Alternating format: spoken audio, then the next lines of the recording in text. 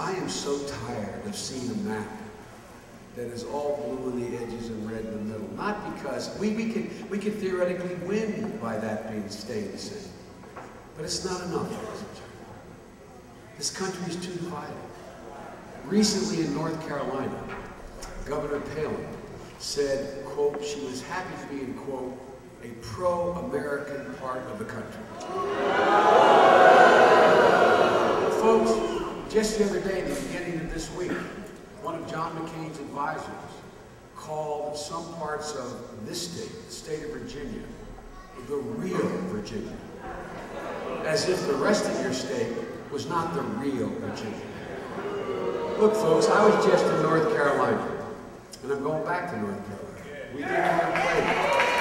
But ladies and gentlemen, it is a deeply patriotic state. So is my state of Delaware. So is Pennsylvania. So is California. So is Texas. So is Montana. So is Illinois. All Americans are patriotic. Ladies and gentlemen, and here in Virginia, you know that your commitment to our country doesn't depend on what part of the state you live in. More than half the people in the state of Virginia, when asked, consider themselves part of a military family. You hear that now? You have 6,800 Virginians who are currently serving in Iraq and Afghanistan, just like my son is heading to, Sarah Palin's son, John McCain's son has served. And ladies and gentlemen, there's been 136 fallen angels right here in the state of Virginia.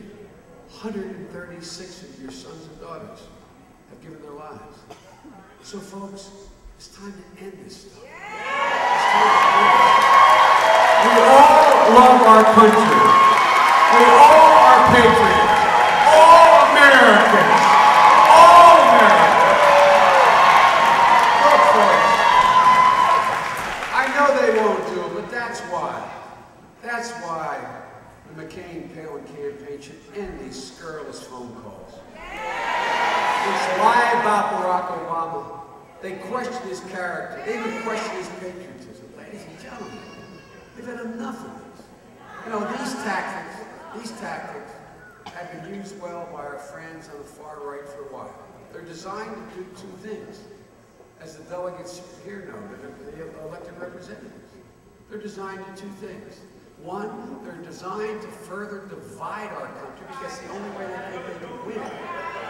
And they're also designed to distract you all, to distract Americans from what really is at stake here for people.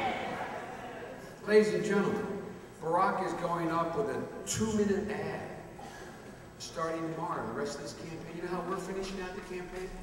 Barack is going up, instead of anything negative, we're going up and laying out our plan to fix the economy. That's what we're running on.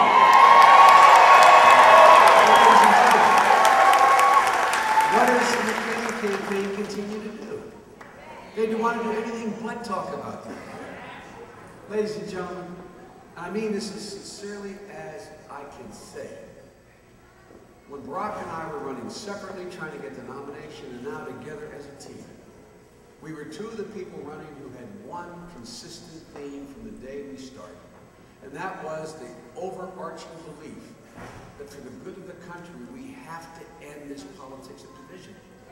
As Barack opened up his campaign saying, we are one America.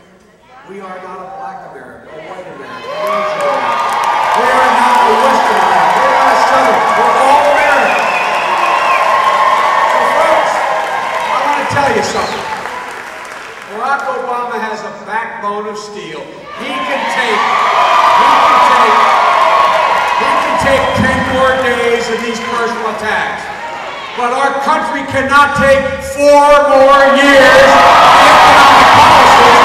George W. Bush